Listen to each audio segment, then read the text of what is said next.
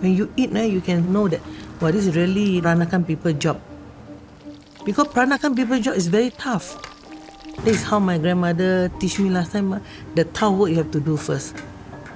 I learned Peranakan food from my great-grandmother. Sometimes when you go in the kitchen, she will call you, oh, go behind. You don't go and sibuk here. But still, I want to learn lah. So I just keep on eye to watch how they do this cooking. They are always cooking and challenging to give their neighbor. I also follow this sort of challenging. We will cook pongte the most adult and also old people also can take, because why? It's a bit come from sweetness and salty from the palm sugar, not spicy for children and also elderly lah. The special is the good quality shallot. We like to get from Myanmar. Taucho also bring up a good quality in your pongte and gula Melaka to cook.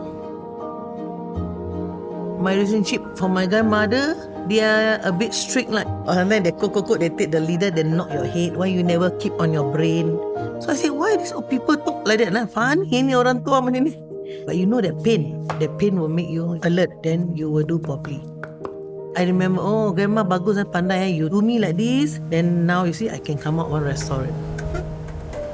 When I started my business in 1999, so I sit down on the bed at night, like my children asleep, I will study my recipe until perfect. Even though my father also get angry, why you work until morning to night? Oh, they tell me, I go and work with people better. So for me, I say, okay, never mind. I still continue. When I say yes, it's yes. I always think positive. Keep on going because that time my children still young. So I stand by my own. Come back how tired also, I go back the next morning, I continue.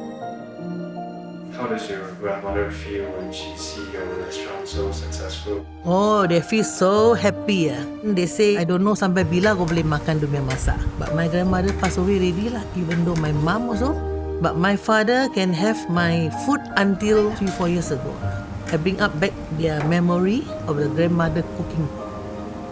I told my daughter, now I'm 55. I still can continue until 60. So I hope that my children can follow up this old-fashioned punya recipe. Make sure that young people may enjoy it lah.